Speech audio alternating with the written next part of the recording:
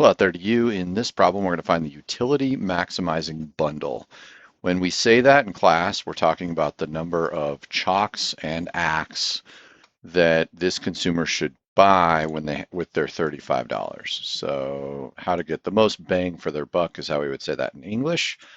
So we'll do this fairly quick. Now, as always with my videos, it's a good idea to pause it, try it yourself, see if you know how to do it. If you do, that's awesome. But if you don't, or you get stuck, you want to see my process, then you can do that, or try it first and then unpause the video and roll with that. Okay, so here we go. There's a tool we need to use. We sometimes call it the utility maximizing condition. It says that our marginal utility per dollar of chalk, well, per dollar means per price. So additional happiness per dollar spent on chalk needs to equal marginal utility of X divided by the price of X.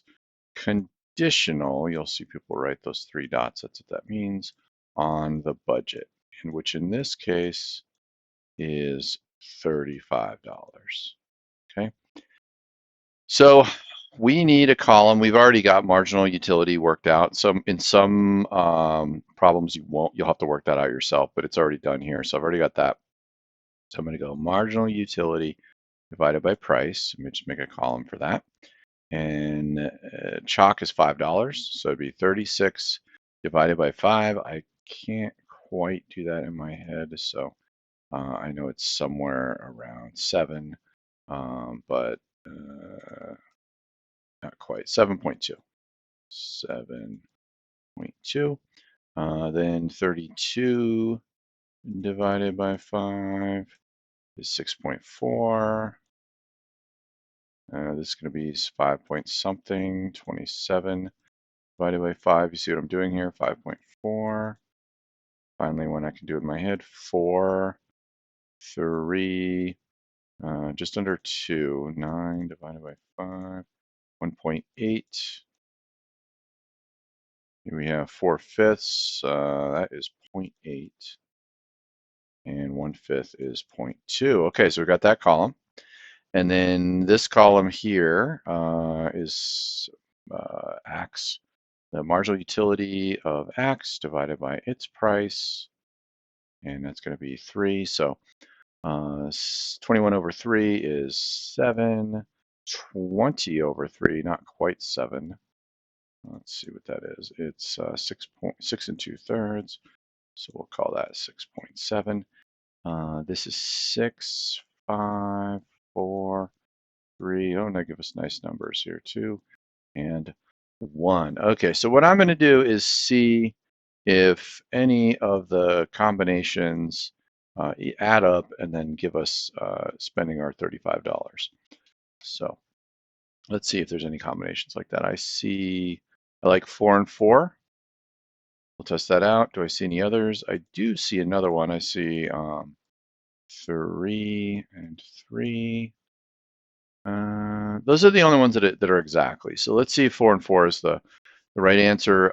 So this would be, you'd want to think about, can we afford that with $35? So 4 chalks would be $20 on chalk. If you want, you could label spending on chalk. It would be 4 times 5, which is 20. And then spending on axe would be $3 times 5, so 3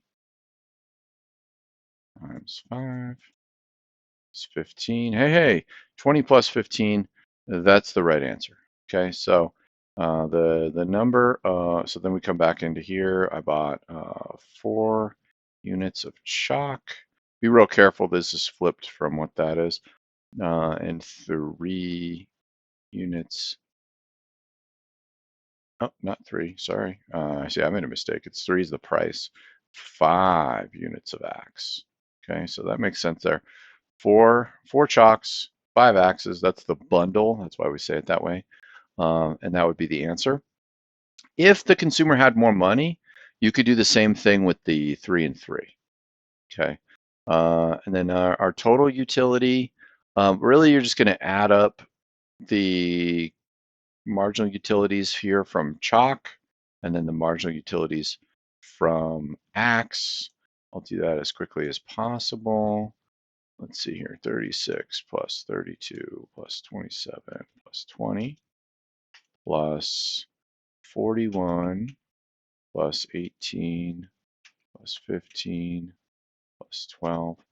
201 is the answer, and that is the total utility. So that's a utility maximizing bundle using most bang for your buck, sometimes called utility maximization.